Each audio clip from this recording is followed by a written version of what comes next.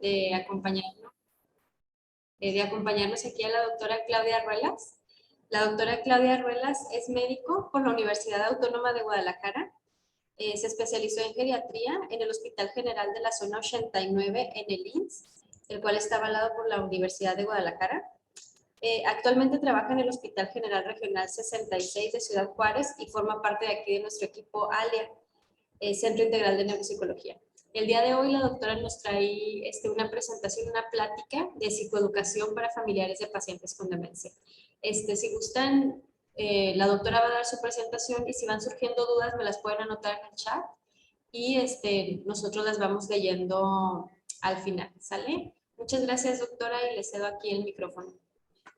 Muchas gracias, me da mucho gusto estar con ustedes y es un tema que en lo personal me gusta mucho porque es importante que se sepa sobre las demencias y que no son todas las mismas y cuáles son los cambios que van a ir ocurriendo en el paciente para que sepan cómo tratar al paciente, que es tan importante. Entonces, el tema que les voy a dar se llama psicoeducación para familiares de pacientes con demencia.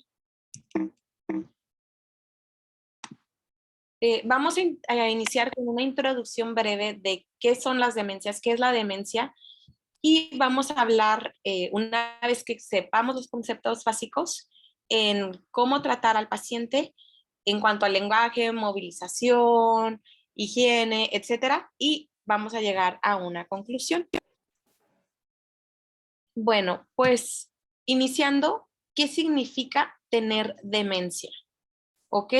¿Qué es demencia? Y nosotros sabemos varios conceptos, pero cuando no estamos en el ámbito de la salud, puede ser un poco confuso. Entonces, la definición de demencia por parte de la OMS nos habla que es un síndrome. Un síndrome es un conjunto de signos y síntomas que se manifiestan y forman una demencia, en este caso. Esta va a ser de naturaleza crónica y progresiva, ¿ok? La progresión va a variar según el tipo de demencia y es una de las enfermedades crónicas y se va a caracterizar por el deterioro de la función cognitiva que es mayor de lo que se considera normal para el envejecimiento.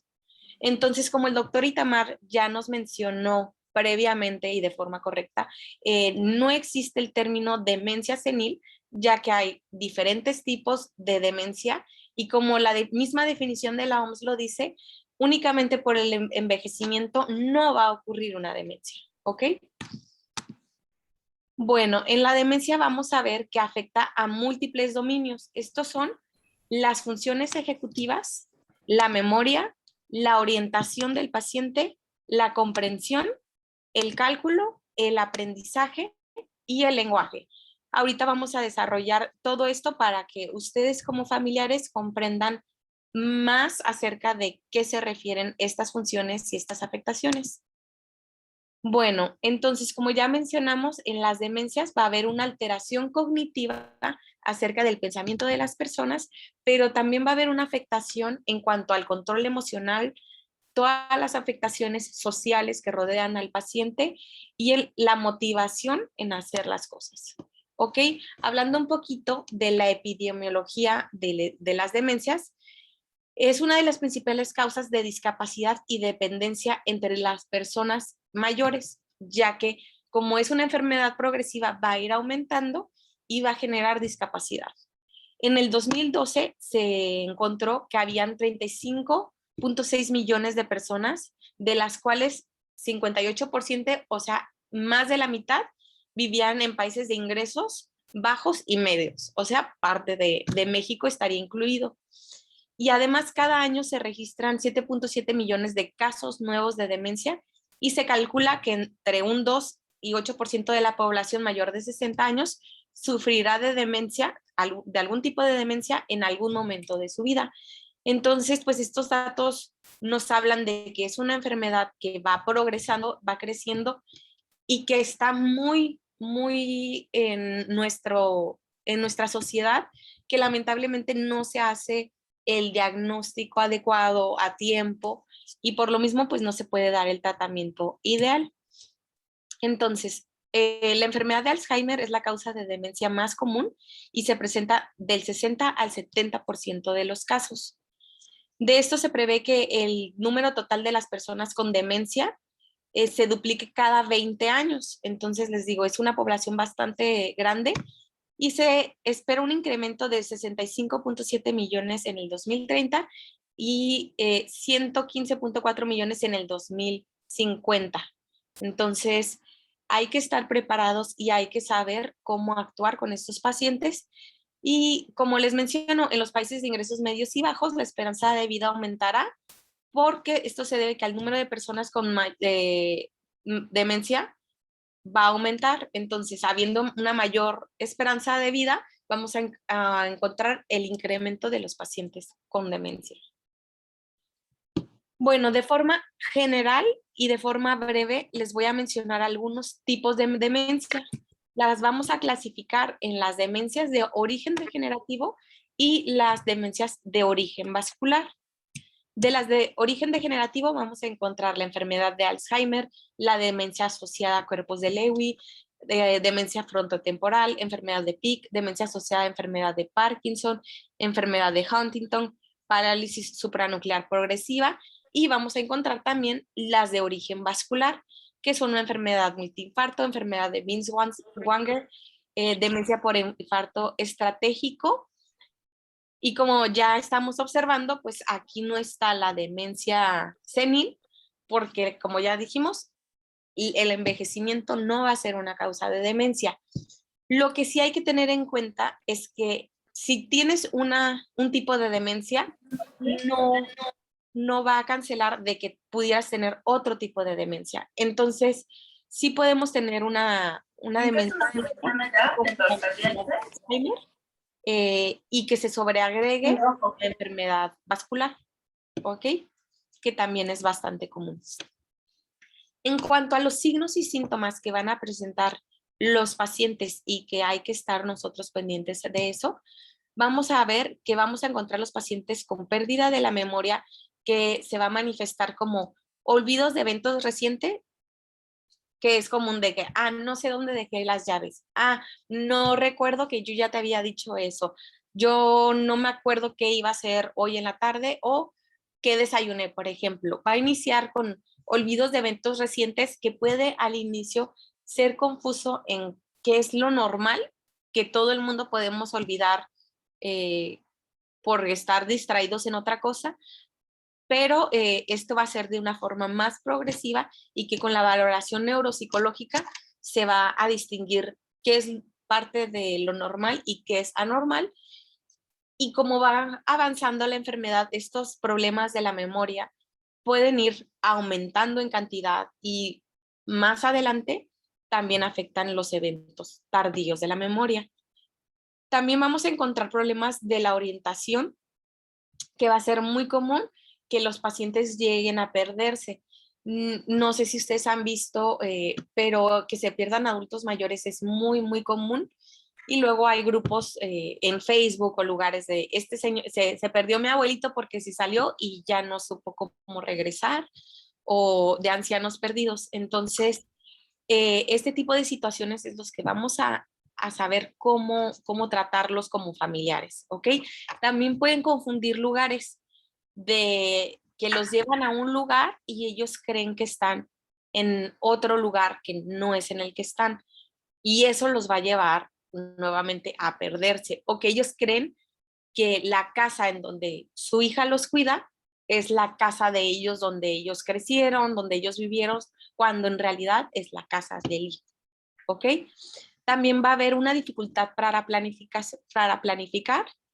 que esto va a ser que ellos hacen algún plan y ya no lo pueden como desarrollar, ¿ok? O que tienen que preparar la comida y les cuesta trabajo seguir esos pasos. Entonces, la comida empieza a estar salada o desabrida, o cambian ingredientes que no estaban acostumbrados ellos a poner, o pierden citas, o prevén situaciones a las que iban a ir y luego no terminan yendo. Entonces son múltiples situaciones en las cuales esta dificultad para planificar se ve afectada. Como dificultad para realizar tareas habituales como cocinar, manejar, ya que este tipo de situaciones implica un proceso en las actividades. Primero enciendo el auto y luego me pongo el cinturón o que era al revés. Entonces, tengo que frenar. Es un conjunto, todo esto es un conjunto de alteraciones y de funciones cerebrales que por el hecho de tener una demencia se van afectando y de esta forma van afectando a la vida diaria del paciente. Los trastornos del pensamiento que pueden llegar a tener son dificultad con el lenguaje. Entonces, la dificultad del lenguaje obviamente se va a ver afectada más o menor medida según el tipo de demencia que tenga el paciente, además como el estadio en donde se encuentra la demencia de este paciente. Entonces puede ser como la dificultad para nombrar objetos, de que pásame eso que está ahí y les cuesta trabajo, y hay que tener en cuenta que esto los va a llevar a un aislamiento social, así como también la dificultad en poder tener una conversación, porque en su cerebro pues existe esta dificultad y estos trastornos que les van a costar trabajo formar enunciados completos, ¿ok? Entonces, tal vez ellos les quieren decir qué quieren o qué desean o qué están sintiendo o únicamente platicar una anécdota, pero les cuesta mucho trabajo formular todo lo que quieren decir y al estar ellos platicando, obviamente, pues esto les va a producir una frustración por eh, no poder expresarse como ellos desean. Entonces, muchas soluciones que presentan estos pacientes es, pues no hablo. Entonces, ¿para qué hablar si me está costando mejor trabajo? Mejor nada más contesto lo que me dicen o van generando este aislamiento social.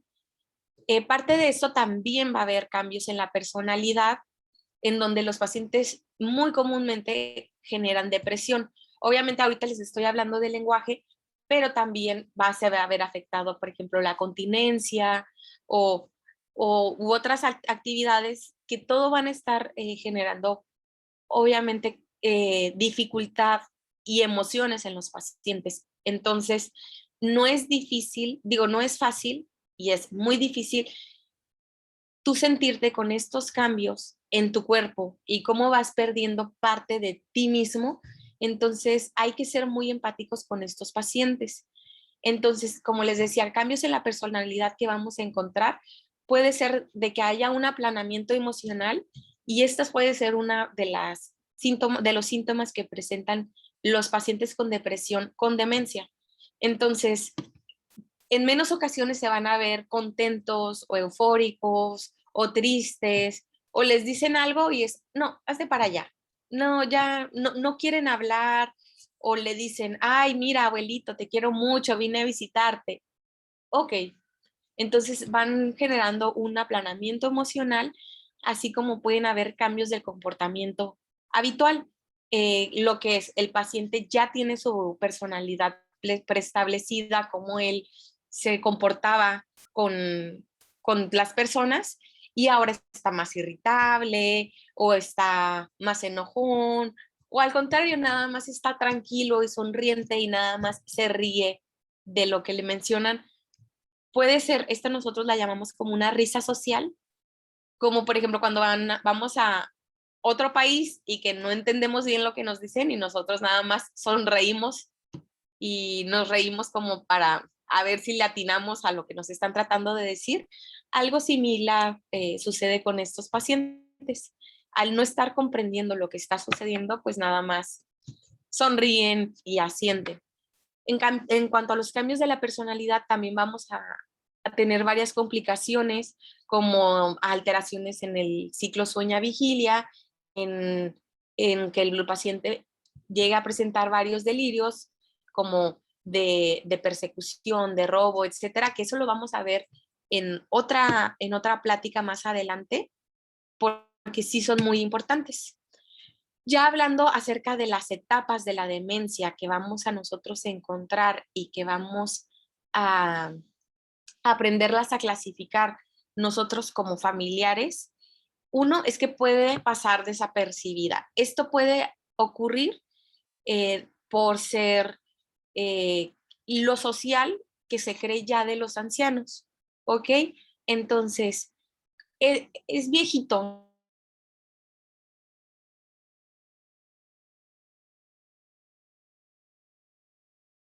A él ya no le interesa que el paciente sepa qué día es porque pues no hace nada, entonces pues no va a saber. Entonces, como puede ser correcto a como puede ser una parte temprana de una demencia. Entonces, tenemos que estar nosotros atentos a cómo se comportan nuestros familiares para aprenderlo a distinguir y poder pedir ayuda. Entonces, síntomas comunes en general como, no sé, pérdida del oído, que el paciente como no escucha bien, pues no está muy en contacto con el entorno, entonces no saben eh, el día, la hora, qué está sucediendo en el país, qué está sucediendo en todo su entorno, ¿ok? ¿Ok? Entonces, también vamos a encontrar en la etapa temprana una tendencia al olvido, a pérdida de la noción del tiempo y la desorientación espacial. Si el paciente cree que está en un lugar que no es, y esto pues obviamente van a generar mucho conflicto en el paciente, porque si él, por ejemplo, cree que está en su casa y él cree que está en otro lugar, obviamente esto puede ser muy estresante para el paciente y puede empezar, oye, llévame a mi casa. Y la hija, el hijo, cuidador, le dice, es que ya estás en tu casa. No, esta no es mi casa y quiero que me lleves a mi casa. Entonces, poniéndonos en el lugar del paciente, imaginemos nosotros estar en un lugar desconocido, que no sepas dónde estás, cuando tú creas estar en otro lugar. Obviamente, esto sí es un episodio de estrés para cualquier persona. Y luego que le digan, no, tú estás mal, sí estás en tu casa. Y ellos obviamente generan mayor estrés porque no están ellos donde creen que están. Entonces, el discutir con estos pacientes, pues no va a ser de utilidad porque en su cerebro y lo que ellos ven en cuanto a su orientación, pues es un lugar diferente. Ahorita más adelante les voy a explicar cómo tratar este tipo de episodios. En cuanto a la etapa intermedia, vamos a encontrar ya que los síntomas y signos, perdón, aquí hubo un error, signos y síntomas ya son más evidentes y más incapacitantes, como sería que el paciente ya se quiere vestir y recordando de la alteración que hay en los procesos, olvida qué va primero, si la ropa interior o el pantalón. Entonces, esto puede ser confuso y ya el paciente, por ejemplo, no se va a poder vestir solo, no se va a poder bañar solo, no se va a poder alimentar solo. Entonces, aquí los síntomas ya son más incapacitantes y obviamente, y quiero ir agregando todos estos puntos, cada vez, cada vez va a ser mucho más difícil para el familiar estar lidiando con todo este tipo de cosas, porque uno ya les está peleando de que no están en el lugar que ellos deberían de estar, o que quieren irse con sus papás, o que quieren irse con el hermano que los cuidó una vez al mes, pero como es el favorito, pues no se lo ven, pero quieren estar con él. Y además no se puede bañar solo porque luego entre que se puede caer y no saben ya si se bañan de forma y se limpian de forma correcta. Entonces se van sumando episodios difíciles como familiares para estar cuidándolos. En esta etapa ya vamos a encontrar mayor desorientación que incluso puede ser en su propia casa, a diferencia de que si van a un lugar diferente, y una mayor dificultad para comunicarse, como les había mencionado previamente. También van a iniciar con dependencia para las actividades básicas, que era lo que les mencionaba ahorita, y los cambios en el comportamiento suelen ser más evidentes. Entonces, que el paciente siempre pues fue por ejemplo, un padre amoroso, tranquilo, respetuoso, y ahora está teniendo cambios en el comportamiento de hipersexualidad, que no quiere decir de que, pues ahora el viejito está de rabo verde y a fuerza quiere estar viendo mujeres. No quiere decir que el paciente intencionalmente quiere estar así, sino son cambios en la personalidad que se deben por las alteraciones que están habiendo en el cerebro. Y hay que estar claros que son un síntoma y un signo de una enfermedad, no porque el paciente quiere estarlos molestando y quiere estar peleando con los familiares o que quiere estar con una desinhibición sexual y quieren estar tocando o desvistiéndose. No es porque ellos quieran comportarse así, y es por eso tan importante que como familia vayamos entendiendo todo este tipo de situaciones y aprender a no tomárnoslo tan a pecho, ¿ok? Porque entre que es difícil también ver cómo va progresando la enfermedad y cómo la personalidad de mi mamá, que yo tanto he querido, va cambiando, pues también eso complica a la enfermedad, más todos los cuidados que ellos requieren. Luego vamos a llegar a una etapa más tardía de la enfermedad, donde vamos a encontrar la etapa final, y es una enfermedad, todos los tipos de demencias que llegan a ser terminales, ¿ok? Y se tienen que valorar los cuidados paliativos, las enfermedades se ven alteradas. Ahorita vamos a hablar de la etapa final, pero en esta etapa vamos a encontrar que va a haber una dependencia e inactividad casi total, ¿ok? O puede ser incluso total, que el paciente ya no se alimenta solo, ya hay que darle en la boca, ya no se comunica para nada, ya no se levanta, no porque haya un problema en sus huesos, sino todo como va habiendo una progresión crónica de la enfermedad y una degeneración, pues el paciente ya no puede caminar, ya no se puede vestir y vamos a encontrar a los pacientes ya postrados. Vamos a encontrar una desorientación en tiempo y espacio que el paciente ya definitivamente no va a saber en ningún momento qué día es ni en dónde está. Ya va a haber una dificultad para reconocer a los familiares y les va a costar trabajo saber quién es esa persona. Entonces, van a necesitar ayuda para todo el cuidado personal, como ir al baño, bañarse, cambiarse, limpiarse y todo este tipo de alteraciones. Y también vamos a encontrar alteraciones del comportamiento que pueden aumentar y causar agresiones. Entonces, como les digo, el paciente se puede comportar de forma agresiva que puede lesionar a alguien. Entonces, precisamente por eso hay que saber cuándo pedir ayuda. Y ya habiendo hablado un poquito de estas etapas y esto de la desorientación y dificultad para reconocer familiares, recientemente salió una película que se llama El Padre, donde sale el actor Anthony Hopkins y ganó un Oscar.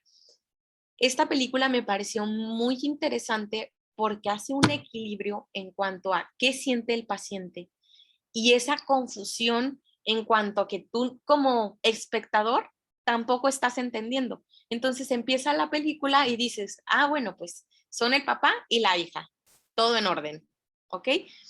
Pero de repente ponen a otra actriz representando a la hija y el paciente, que es el señor, dice, oye, pero tú quién eres, cuando en realidad es la hija. Entonces va habiendo una confusión de dónde se encuentra el señor, de qué es lo que está pasando alrededor y cuál es la progresión de un día normal. Entonces tú como espectador te encuentras tan confundido como el paciente se siente. Entonces a mí en lo personal me gustó mucho esa comparación y esa analogía, y al mismo tiempo también representa acerca de cómo se siente la familiar, cómo le cuesta trabajo de que la empieza a comparar con la hermana. Y hablando de las alteraciones del comportamiento, existe una desinhibición y les digo que ya este paciente no se van a tentar en el corazón, en decirle, ay, sí, es que ella es mi favorita, es que ella la quiero mucho. ¿Y ella dónde está? Entonces, en este caso, ella ya falleció, pero él sigue creyendo que está viva. ¿Y por qué no viene? ¿Y cuándo va a venir? Entonces, como familiar, cuando nos presentamos a este tipo de situaciones, sí suele ser bastante duro, porque aunque el paciente sepa o no sepa que la persona ya falleció, pues es muy probable que lo vuelva a olvidar y le cause mayor estrés y vuelva a revivir el momento en el que esta persona falleció. Eh, También las dificultades que presenta el familiar al poder tener una pareja, porque, como ya mencionamos, pues van generando muchas necesidades de ayuda. Entonces, toda la situación familiar, la situación personal se ve mucho más afectada junto con el trabajo, con las relaciones sociales. Entonces, hablando como ejemplo en esta película, a mí me parece que lo pueden identificar, ponerse cada quien en el lugar que tiene. ¿Ok? Y hablando ya de la etapa final, vamos a encontrar que los pacientes tienen un deterioro cognitivo grande, va a haber una pérdida de la posibilidad razonable de beneficiarse del tratamiento farmacológico específico. Tal vez los familiares no van a comprender esto, tanto nosotros como los médicos, pero los criterios de dar un tratamiento más estricto, por ejemplo, de la presión arterial, de la diabetes, todos estos ya se han visto en guías más recientes que hay que ser menos estrictos. Y ya estando en la etapa final, ya no vamos a encontrar nosotros un beneficio en que el paciente tenga una presión arterial de una persona esperada a que tenga 20 años. ¿Por qué? Porque las complicaciones que podemos encontrar, pues ya no se va a beneficiar el paciente. Entonces, ¿para qué tenerlo tomando mayor cantidad de medicamentos, exponerse a mayor cantidad de efectos secundarios y mayores complicaciones cuando el beneficio ya no se va a encontrar de una forma tan estricta como en un paciente joven que tal vez pueda vivir 10 años? Porque como les menciono, lamentablemente llega una terminalidad de esta enfermedad. Y también vamos a encontrar que tal vez ya son pacientes de edad más avanzada, donde ya están teniendo una enfermedad terminal, que es en este caso la demencia, pero como ya mencionamos, los síntomas y las alteraciones vasculares se ven también afectadas. Entonces vamos a tener que el paciente tiene demencia, tal vez por Alzheimer o tal vez vascular, y además ya tiene complicaciones por la diabetes, ya tiene también elevada su presión, ya tiene lesiones por presión, porque como ya no se puede mover, se la pasa en cama y ya está con úlceras. Entonces, hay cambios multifactoriales que van a afectar la salud del paciente y lo van a ir complicando. Todas estas situaciones van a ser cambiantes, porque, por ejemplo, ya mencionamos que va a ir cambiando todas las funciones del paciente, pero ya va a tener una dificultad grave para ingerir alimentos. Entonces, va a ser tan cambiante como el paciente puede estar alimentándose o lo pueden estar alimentando y parte de esa comida se le vaya eh, por la tráquea y llega a pulmón y tenga una infección en el pulmón, ¿ok? O, por ejemplo, como ya está con pañal todo el tiempo o sonda, que no es lo ideal, tiene infecciones urinarias de repetición. Entonces, este tipo de complicaciones se van a ir presentando y vamos a, les digo, a encontrar también alteraciones del alimento como disfagia, que es la dificultad para tragar, que el paciente ya no vaya a querer nada de comida por todas las alteraciones que hay en su cerebro y únicamente las rechace. Y vamos a encontrar una pérdida de peso superior al 10% en los meses previos y vamos a encontrar nosotros como médicos una albúmina sérica menor a 2.5.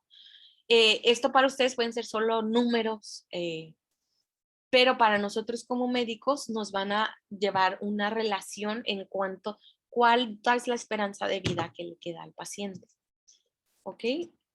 Y para eso, pues sí es importante que estén valorados por un médico para que se pueda hacer el diagnóstico correcto de que el paciente tiene una demencia.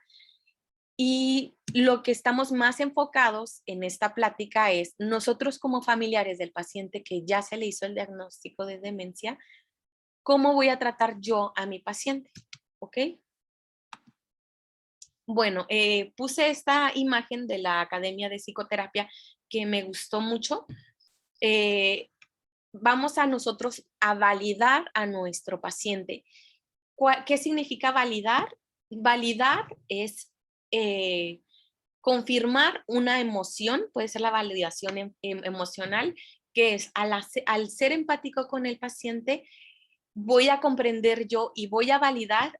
Entiendo que tú te sientas frustrado porque no encuentras dónde dejaste la cartera, pero no te preocupes, juntos la vamos a buscar, ¿ok? Esto es una validación emocional. Validar cómo se siente el paciente con todo lo que está viviendo, ¿ok?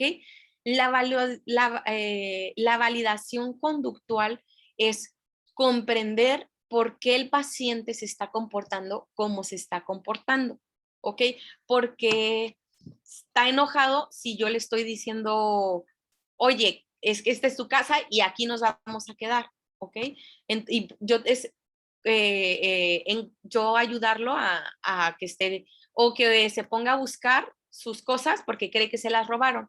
Entonces, yo voy a validar que esté teniendo esa conducta de que está busque y busque sus cosas, porque si a mí me robaran, obviamente también me enojaría, también me desesperaría y hay que validar la conducta que está teniendo el paciente.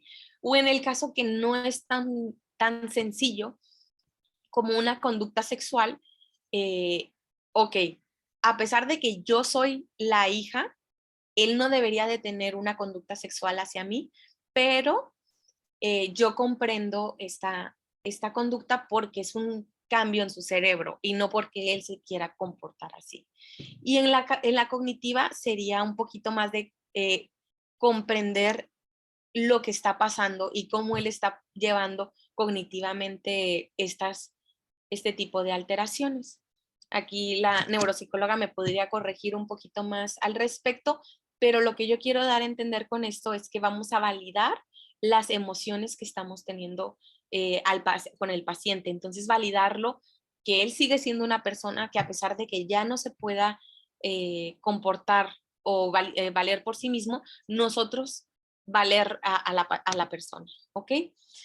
Vamos a encontrar nuevos cambios en el paciente como en el lenguaje, la afección de la autonomía como la higiene, la eliminación, o sea, es en cuanto a hacer pipí, hacer popó, la integridad cutánea, afectación en la autonomía como la alimentación, la hidratación y el sueño, y la movilización y la seguridad, que lo vamos a abordar de forma individual. Entonces, ¿cómo voy a tratar yo a mi paciente? En cuanto al lenguaje, cuando el paciente tenga dificultad para encontrar las palabras y nombrar las cosas. Vamos a tratar de utilizar frases cortas y sencillas y adaptarlas a su nivel de conocimiento. Entonces, en verdad, en vez de decir una frase y parafrasear y nosotros confundirlos, vamos a tratar de ser directos con la persona y usar las frases más cortas que se puedan sin omitir elementos claves, ¿ok? Evitar preguntas cerradas que se contestan con sí o no, porque esto puede ocultar información de cómo se siente el paciente. Por ejemplo, oye, ¿estás triste? No, pero se siente frustrado, se siente desesperado y le cuesta el trabajo expresar esto que está sintiendo. Entonces, en este tipo de situaciones, evitar preguntas que se contestan como sí o no, pero en otras preguntas que sienten que tienen que ser más concretas o que tienden a llevar a mayor confusión, sí tratar de que sean más sencillas y que sean únicamente sí o no, ¿ok? Y repetir las frases que no hayan entendido, y lo puse aquí en negritas y en mayúscula y subrayado, las veces que sea necesario, ¿ok? Obviamente a nadie nos gusta estar repitiendo y repitiendo y repitiendo, pero hay que ser empáticos con el paciente y repetirlos las veces que sea necesario, ¿ok? Mantener contacto ocular visual con el paciente al hablar y al escuchar. Colocar objetos que él necesite cerca de él, los que sean más comunes, para evitar que tenga que estarlos pidiendo y de esta forma fomentar la autonomía del paciente. Rotular los objetos más habituales o utilizar dibujos. Entonces, para evitar que el paciente se le vayan las palabras o no se pueda acordar cómo están las cosas, pues ya van a tener su nombre y va a ser más fácil para el paciente. Tratar un solo tema a la vez para tratar de evitar confusiones, ¿ok? Porque normalmente el paciente se queda en la conversación anterior. Si en nosotros, que somos personas un poco más jóvenes, nos cuesta trabajo seguir una sola conversación, ahora pues es más difícil con este tipo de pacientes. Cuando hay incapacidad para comprender lo que oyen y repetir constantemente una palabra fácil, hay que identificarse a sí mismo para que sepa con quién está hablando y para qué. Decirle, oye, soy tu hija, vengo para llevarte a tu cita con la geriatra. Oye, va a venir tus nietos a visitarte el día de hoy. Entonces, tratar de buscar formas de cómo identificarse o decir, ay, mi mamá Lucía te manda saludos, por ejemplo. Entonces, para ayudar al paciente a identificar quién es cada persona, ¿ok? Como ya mencioné, utilizar frases cortas y sencillas, tal cual, y repetir las frases si no las ha entendido, que también ya lo mencionamos. Detectar los problemas que le resulten molestos o que le hacen perder el control o que le provocan reacciones emocionales llamativas. Aquí es estar muy atentos, como yo les mencionaba, a las conductas que presenta el paciente. Entonces, si yo ya sé que, por ejemplo, si el paciente ya se había bañado hoy en la mañana y luego se vuelve a bañar y yo le digo, oye, pero si ya te habías bañado, ¿por qué te vuelves a bañar? Y el paciente le molesta y me contesta, es un ejemplo. ¿Cómo que ya me había bañado? ¿Cómo no me acordaría yo que ya me había bañado? Y eso notamos que le molesta o esa situación es frustrante, pues hay que evitar hacerla siempre y cuando no le cause ningún problema al paciente. Si no le causa problema que se bañe 2 veces, pues que se bañe las veces que sea necesario, ¿ok?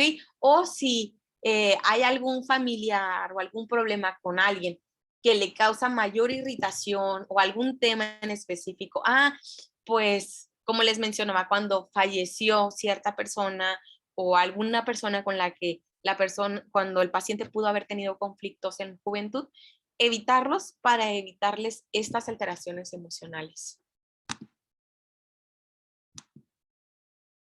Utilizar la comunicación no verbal, además de la verbal, porque esto puede ser más llamativo para el paciente. Así yo me pongo a pelear con él o me pongo autoritaria, pues el paciente también se va a poner autoritario. También, si yo le grito, me va a gritar. Entonces, tratar de tener un tono suave, hablarle con cariño, hablarle de forma más tranquila, para de esa forma estar teniendo una comunicación no verbal. O, oye, ¿quieres que te pase el vaso? Y se lo muestra. Sí, y ya va a ser más sencillo para el paciente esta comunicación no verbal. Mantener la calma mientras se habla. Nosotros como mexicanos solemos ser muy gritones, muy eufóricos, muy alterados, pero la velocidad del procesamiento se ve alterada y por eso hay que estar más tranquilos oye, apúrate, ya hay que estar listos, ya tenemos que irnos, nos estaban esperando. Todo eso va a confundir un poquito más al paciente, ¿ok? Evitar estímulos que los distraigan, que esté concentrado únicamente en lo que está esta persona haciendo. Utilizar un tono suave, como ya lo menciono, evitando movimientos bruscos, porque estos movimientos bruscos van a llevar que el paciente pues entre en una fase de alerta, ¿ok? Y mostrar expresiones de afecto. Simplificar las actividades, que va a ser como dar instrucciones paso a paso y que estas instrucciones sean simples y sencillas, ¿ok? Que sea mucho más específico que a una persona, lo que se le diría a una persona normal. Facilitarle la realización de su autocuidado, por ejemplo, si se va a vestir y ya sabemos que ha tenido dificultades para vestirse, en vez de que sea una camisa con botones, pues que sea sin botones o que utilicen cremallera o que utilicen velcro en los zapatos para no tener que anudarlos. De esta forma, el paciente se va a poder seguir vistiendo solo, pero de una forma más sencilla. ¿Ok? También, siguiendo el ejemplo, si él está viendo que alguien lo está haciendo, pues va a ser más fácil que lo pueda hacer él. O colocar la ropa sobre la cama, que estén en el orden correcto de cómo se van poniendo para que el paciente lo pueda hacer solo.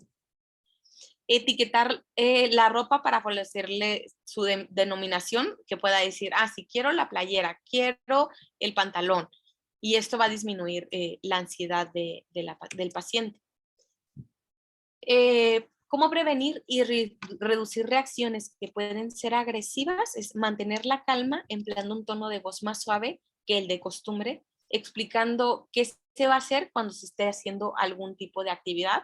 Por ejemplo, muy importante, si lo están bañando, si le están cambiando el pañal, si lo están limpiando o algo que ya sabemos que es un poco más difícil aceptarlo como persona, le vas a decir, oye, te voy a tocar, te voy a limpiar, te voy a echar agua, porque es mucho más fácil que si no se le avisa al paciente, el paciente reaccione, ¿ok? Informar todo lo que se le va a hacer con el fin de evitar malas interpretaciones, creo que eso está bastante claro. Distraer su atención con cualquier actividad o comentario y el objetivo es que es conseguir que se le olvide el enfado, ¿ok? Tal vez él está irritado porque quiere que lo lleven a su casa cuando en realidad él ya se encuentra en su casa. Entonces, distraerlo con algo como, sí, ya nos vamos, pero por mientras ayúdame a servir o preparar la comida y terminando de comer, nos vamos. Entonces el paciente se va a estar enfocando en una actividad, esto lo va a ayudar a distraerse, a sentirse más cómodo y disminuir este enfado, ¿ok? Puede ser oye, es que mira, esa niña que está ahí me está molestando, ¿qué hace aquí esa niña? Que no se meta. Sí, voy a hablar con ella voy a hablar con su mamá para que venga con ella, pero pues por mientras no está haciendo nada, no le hagas caso. Y ya, en vez de que yo como familiar decirle, no, ahí no hay ninguna niña, estás mal. Esto él la está viendo. Entonces esto va a generar mayor estrés. Entonces no se trata de darles por su lado, sino de forma empática nosotros ayudarles a lo que ellos están viviendo y que están sintiendo. ¿Ok?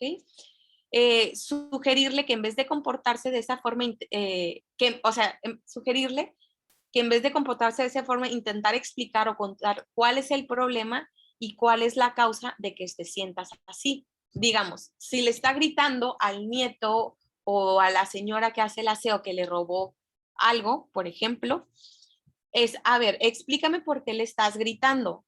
Pues es que fíjate que se llevó mi reloj. Ok, ¿dónde habías puesto tu reloj? Y ya estar como que él esté explicando, validando de cómo se sienta y poder encontrar una solución. Yo como hija sé que lo guarda en este lugar, pues vamos y se lo entrego, o tratar de ayudarle a buscarlo y ir fomentando que exprese por qué se siente, cómo se siente. Evitar dejar objetos peligrosos a su alcance para que no pueda hacerse daño a sí mismo u a otras personas. Eso es, por ejemplo, evitar que se salga teniendo las puertas con seguro, o evitar que los cuchillos estén a la mano o la estufa se pueda prender fácilmente, para evitar que el paciente los esté usando y pueda hacerse daño a sí mismo o a alguien más. Evitar reaccionar impulsivamente y enfrentarse, no levantar el tono de voz ni iniciar movimientos bruscos para tocarle o tratar de tranquilizarlo de, hey, tranquilízate. Sí, esta recomendación es muy, muy importante, pero quiero recalcar que somos humanos, ¿ok? Y que el paciente nos insulte o nos alce la voz o nos quiera pegar, siendo nosotros familiares que nos interesa y que queremos al paciente, sabemos que es difícil y que esto causa estrés en nosotros como familiares de, oye, pero si yo soy la única persona que te cuida y luego me tratas mal, sí puede ser duro y sí pueden fomentar a que el familiar se sienta frustrado, enojado y triste, pero en medida de lo que ser posible es evitar reaccionar de forma impulsiva, tratando de comprender por qué el paciente se siente así. Hablando de la higiene, eliminación e integridad cutánea, vamos a hablar recomendaciones generales a la hora del baño. Preparar el cuarto del baño con antideslizantes dentro y fuera de la ducha, asientos que se fijan a la ducha, barras fijadas a la pared, etcétera. Aquí les pongo este ejemplo para evitar que el paciente se pueda caer o pueda tener algún accidente. Hacer accesibles los objetos que se utilizan en la ducha y únicamente dejar esos. ¿Ok? Nada más el champú, acondicionador, jabón y esponja, por ejemplo, y nada más. Crear una rutina en torno al baño y al aseo, que sea, por ejemplo, a la misma hora. Primero siempre lo vamos a hacer así y haciendo de forma continua. Explicar siempre todo aquello que se le va a hacer, como ya les mencioné. Hablarle al paciente despacio y en un tono amable. No mostrar prisa ni agitación. Si se resiste a bañarse, suele ser útil darle una razón para bañarse. Por ejemplo, es que vamos a ir a visitar a tu hermana. Oye, es que necesito que te bañes porque vamos a ir a comer. Necesito que te bañes porque ya tienes una semana sin bañarte, ¿ok? Y esto los puede ayudar a alentarlos a que se bañen. Si después de esto sigue sin querer hacerlo, puedes esperar para otro momento en el cual esté menos molesto, por ejemplo, o que esté más tranquilo. Vigilar que el agua esté a la temperatura adecuada, ni muy fría ni muy caliente, mantener siempre la máxima privacidad posible, ¿ok? Aunque ya sabemos que eventualmente va a estar completamente desnudo, mostrar la privacidad en todos los otros momentos que no sean tan necesarios y respetar la autonomía de la persona. Entonces, si él lo puede hacer solo, que lo haga solo, obviamente con los cuidados necesarios, y no dejarle solo en el baño porque pueden ocurrir accidentes. Va a llegar un momento en el cual va a ser necesario el aseo en cama y el paciente ya no se pueda bañar solo en un baño. Entonces, tratar de que esté lo más cómodo posible en la cama, que la habitación esté en una temperatura adecuada y que esté lo más cómodo posible, ¿ok? Los problemas relacionados con incontinencia va a ser estar atento y dialogar con el enfermo porque tiende a ocultarlo o estar avergonzado. Entonces, al principio, cuando el paciente empieza a tener ciertos accidentes, nuevamente viene el aislamiento, viene la depresión, viene el miedo, entonces pueden tener conductas que lo puedan poner más en peligro, ¿ok? Establecer un horario basado en los hábitos del paciente para ir al baño. Entonces, al despertarte, quieras o no, vas a ir al baño y lo sientan en el baño hasta que haga, por ejemplo. O después de comer y así tener horarios fijos para el baño. Dejar la puerta del cuarto de baño abierta para poderlo identificar fácilmente y que si le dan ganas al paciente, que vaya. O en las noches, que si está todo el cuarto oscuro, hay una pequeña luz en el baño para que vaya con cuidado. Limitar la ingesta de líquidos por las noches para disminuir el riesgo de incontinencia nocturna y favorecer el descanso. Mantener la integridad de la piel es muy importante, como ya mencioné, porque estos pacientes pueden tener úlceras por presión. Entonces, nutrir e hidratar la piel, mantener la piel limpia, seca y bien hidratada. Explorar diariamente la piel en busca de áreas enrojecidas y dolorosas y comentarlo con su médico. Llevar un control riguroso de los pañales cambiándolos en cuanto esté mojado o sucio. En cuanto sea posible, si ya lo ensució, cambiarlo, porque el hecho de que esté mojado, que esté sucio, va a fomentar a que pueda haber mayor riesgo de úlceras y mayores infecciones. ¿Ok? En cuanto a la autonomía, alimentación, hidratación y sueño, el deterioro del juicio puede originar conductas alimentarias extrañas como ingerir sustancias no comestibles, comer de manera compulsiva o incluso desarrollar apetencias e inapetencias. No quiero comer esto, sí quiero comer cosas mucho más dulces o quiero comer cosas que no se comen, ¿ok? Entonces, prevenir que el paciente degluta botones, alfileres, jabón o algo que no se debe de comer. Mantener fuera de su alcance condimentos como sal, pimienta, chile, y esto puede ocasionar pues alteraciones gastrointestinales. Evitar arrastrar al enfermo cuando se vaya a cambiar de posición o de cama en una silla, y hacerlo de una forma correcta. Mantener un horario regular de comidas.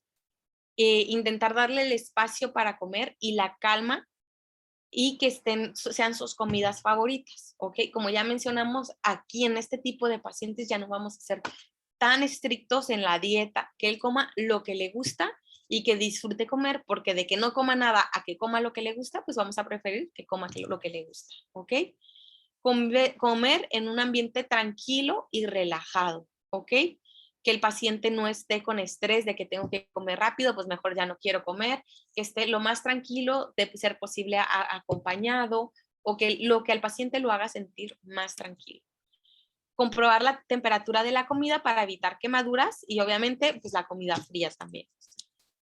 Y cuando hay problemas con los dientes, puede obligar a que la comida se vea menos agradable. Entonces, cortar la comida en porciones pequeñas y suaves, darle dieta blanda si no tiene dientes, acudir con el dentista para valorar qué alteraciones puede tener en su boca, consultar con el médico acerca de la posibilidad de administrarles suplementos nutritivos en forma líquida o en polvo, o lo que el médico considere necesario, o la persona de nutrición, y asegurarse que el paciente esté bien incorporado o bien sentado y con la postura correcta a la hora de darle de comer.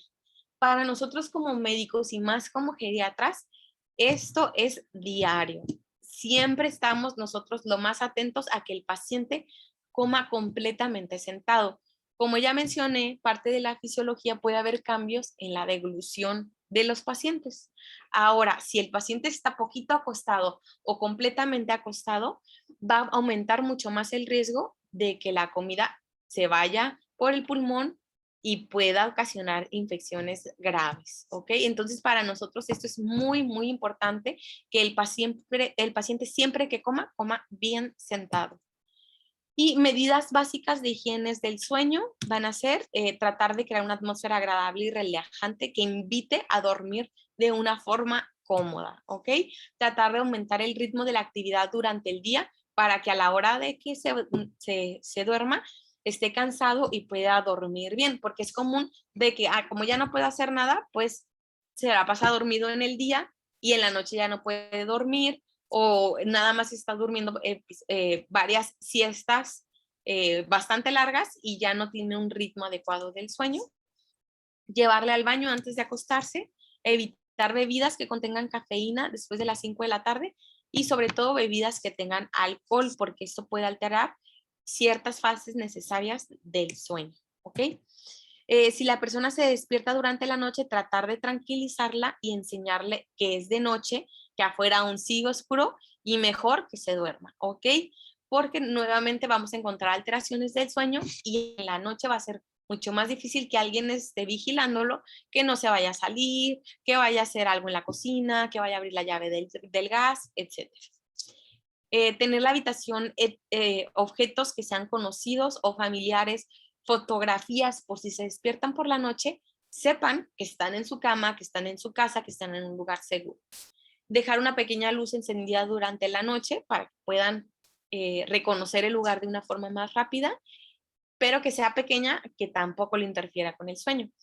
Y en ocasiones un baño con agua tibia antes de dormir puede ayudarlos a dormir mejor. ¿Ok? Entonces, cuando el paciente se encuentra con inquietud o preocupación, hay que tratar de salir y dar un paseo. Estas distracciones que les menciono, que pueden ayudar al paciente a distraerse y bajar esta inquietud o esta preocupación o este enojo que tiene el paciente.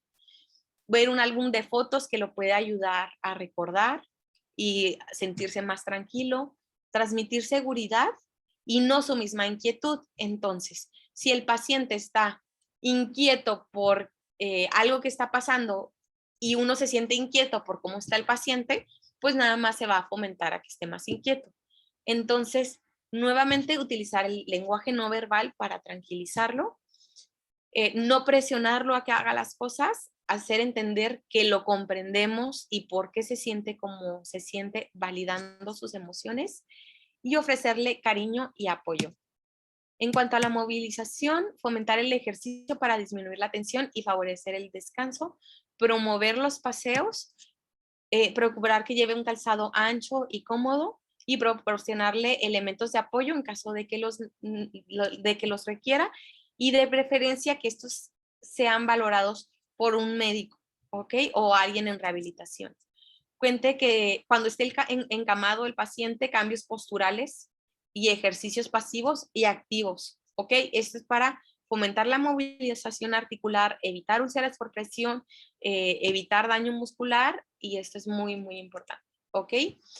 Y para finalizar, les puse esta foto de mi abuelita que tiene enfermedad de Alzheimer, y, y quiero comentarles que como nosotros como familiares es difícil ver los cambios en el comportamiento de los pacientes, ¿ok? Y nosotros como familiares no los vamos a ver como pacientes. Para nosotros siempre van a ser nuestra mamá, nuestro papá, nuestra abuelita o alguien con cariño. Entonces, en vez de tratarlos como pacientes, como el viejito que está ahí, siempre tratarlos con cariño y recordar que este cariño es el que nos mueve a seguirlo cuidando y seguirlo ayudando, ¿ok? Y más adelante, como ya había mencionado la doctora Quiñones, va a haber una semana específica en demencias, en las cuales vamos a abordar otros temas de nosotros como familiares, cómo evitar esa carga y esa presión y esos sentimientos que a nosotros como familiares nos pueden perjudicar. Y además, otras situaciones que complican la situación con el familiar, como los delirios, como que el paciente se pierda, toda la agitación sexual que pudieran llegar a presentar algunos de estos pacientes. Entonces, para comprender que no es lo único de complicaciones que nosotros vamos a ver en nuestros familiares, e invitarlos más adelante a esta semana de demencias. ¿Ok? ¿Alguna pregunta, algún comentario que quisieran decir? Muchas gracias, doctora. Muy interesante plática. Mire, aquí tengo una pregunta que dice, es de Claudia Muñoz. Dice, buenos días, gracias por esta conferencia tan importante para los familiares de pacientes con demencia. Doctora, ¿puede haber un evento o un episodio que acelere la evolución de la demencia? Sí, efectivamente, como ya mencionamos, el paciente ya puede cursar con una enfermedad de Alzheimer, donde parte de los factores de riesgo existen las alteraciones de que el paciente sea hipertenso, que lleve una mala alimentación a lo largo de su vida. Y estos factores de riesgo también van a ser factores de riesgo para que el paciente pueda tener un infarto, una embolia, lo que le llaman una embolia o un derrame. Y estos cambios vasculares cerebrales también lo van a poner en riesgo de que haya aumento de la progresión de la demencia. O en otro ejemplo sería la depresión. La depresión, como si por sí sola, puede enmascarar a una demencia, y muchos de los pacientes con demencia tienen depresión y pueden aumentar la evolución de esta demencia.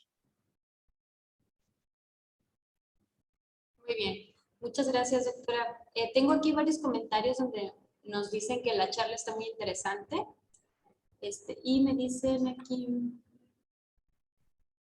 que se refieren a la muerte de un familiar o un viaje repentino o cambio de casa respecto a la pregunta anterior.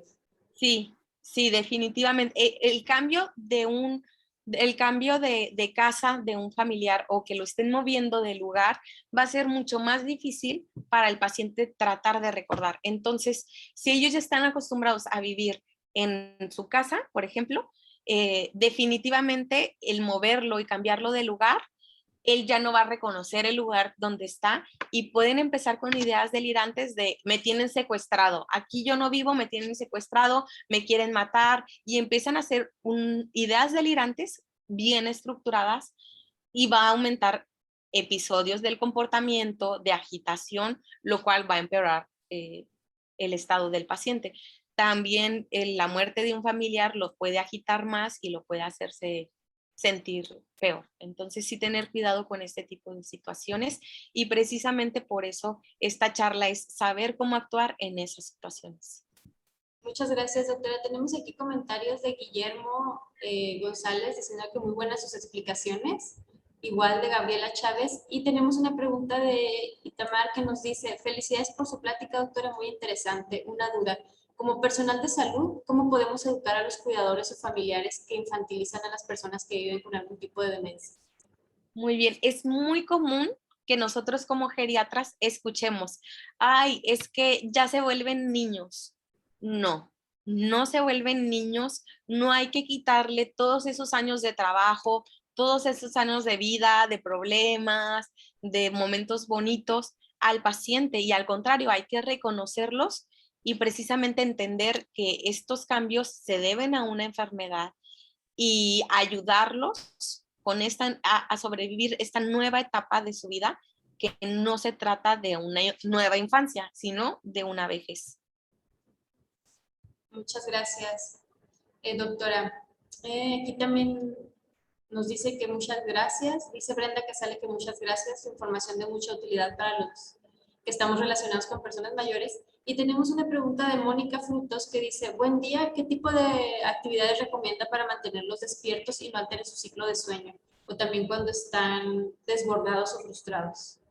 Ok, esto va a depender con los gustos de cada paciente. Por ejemplo, si a una persona no le gustaba nunca caminar ni tomar paseos, pues obviamente va a ser más difícil que este paciente lo quiera hacer. Entonces, si a su paciente estaba acostumbrado a trabajar, si digamos es una mamá que estaba acostumbrada a trabajar en casa o a hacerse cargo de la casa, pues ayúdame, por ejemplo, a barrer esta área. Aunque yo no planeaba barrerla, pues me puede ayudar. O ayúdame a doblar la ropa. Aunque no lo haga bien, el hecho de que ella estaba acostumbrada a doblar la ropa o a realizar ese tipo de actividades, pues va a ser significativo para esa persona según los gustos. O vamos a, si es alguien que le gustaba leer, oye, ayúdame a leerle a mi hija para entretenerla, cuando en realidad yo quiero entretener a la abuelita, no a la nieta, ¿ok? O los gustos de cada paciente que le gustaba. Si le gustaba jugar lotería, ver la tele, escuchar la radio, escuchar música, bailar, va a ser dependiendo del gusto de cada paciente. Muy bien, muchas gracias, doctora. Y tenemos otra pregunta de Erika Arroyo que dice, buenas tardes, ¿cómo podemos ayudar cuando tienen resentimientos con una persona en específico? Ok, como menciono, pues estos resentimientos ya va a ser muy difícil que se cambien en esta actualidad. Si nosotros como personas que no tenemos un cambio cerebral en este momento, nos cuesta mucho trabajo perdonar, comprender que ya la situación ya pasó, que ya es algo que se pudo haber arreglado. A nosotros nos cuesta trabajo, pues en estas personas les va a tener mayor trabajo. Entonces, evitar nombrarlos, evitar aumentar que estén este tipo de situaciones o fomentar la discusión sobre el tema, pues no vamos a llegar a ningún lado, ¿ok? Entonces, el confrontar este tipo de situaciones va a ser menos beneficioso en estos pacientes, porque aunque en este momento yo me quede tranquilo, va a regresar ese resentimiento y van a volverlo a revivir y van a seguir comentando. Muy bien, muchas gracias, doctora. Muy interesante su plática, me parece un detalle que me llamó mucho la atención es que menciona que el envejecimiento no lleva demencia y creo que esto es un punto muy importante en términos de salud mental y de salud del adulto mayor, porque asumimos que mientras más grande esté se le van a olvidar más las cosas o va a ir, los tomamos en cuenta como si fueran sinónimos, ¿no? Exactamente. Decimos, ya está viejito, ya seguramente se le olvida todo y ya seguramente no sabe nada. Y creo que es un punto que es muy importante y que debemos de tener claro todos los que trabajamos en el área de salud y también todas las personas, porque al final de cuentas todos vamos a envejecer en algún punto, ¿no? Entonces, saber que el envejecimiento no lleva a demencia. Yo tengo una duda. Cuando hablaba de la etapa temprana del inicio de la demencia, ¿es lo que se conoce como deterioro cognitivo leve? Sí, en este tipo de etapas las dividí de forma que el familiar comprenda en qué fase. Nosotros como personal de salud sabemos que un deterioro cognitivo leve es diferente a una demencia, Sí. ¿ok? Sabemos diferenciarlos, pero podemos abarcar un deterioro cognitivo leve en esta etapa temprana porque está iniciando o una demencia en inicio leve. Inicio leve. Podría ser cualquiera de las dos. Ajá. Muchas gracias. Y luego también mencionaba de los medicamentos, que es importante los medicamentos. Ajá. En referencia al beneficio del medicamento en la etapa final, entonces los medicamentos es recomendable que si ya no se quiere tomar la pastilla, ya no se la tome. Eso va a ser individualizado, va a depender de cada paciente definitivamente. Yo siempre le digo a los residentes y a todo el mundo, yo les digo, cada paciente es una persona que ha vivido diferente y su cuerpo reacciona diferente. Entonces, si la medicina no se ha hecho tecnológica como muchas otras especialidades que se han sido desplazadas por la tecnología, no hay forma que nosotros digamos, si tienes esto, a fuerza es esto. No, porque cada paciente reacciona diferente, el conjunto de enfermedades hace que el paciente tenga diferente interacción con los medicamentos. Entonces, todo es muy individualizado y va a depender de qué enfermedades tiene el paciente y cuáles se pueden retirar y cuáles no, o a qué dosis. Ok, muchas gracias, doctora. Pues no me queda más que agradecerle, comentarle que aquí hay muchos comentarios que dicen que está muy buena la plática, muy interesante con los ejemplos, entonces muchas gracias.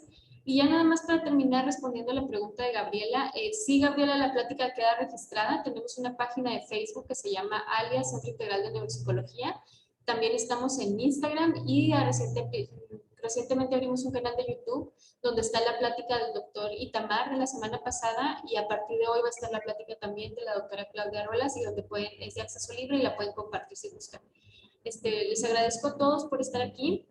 El jueves toca la plática de estimulación, la importancia de la estimulación en el adulto mayor, la cual estaré dando yo y están todos cordialmente invitados. Si no hay más preguntas ni dudas, doctora, le agradezco que nos haya acompañado el día de hoy y nos vemos pues próximamente. Muchas gracias a todos. Muchas gracias, fue un gusto. Hasta luego. Hasta luego.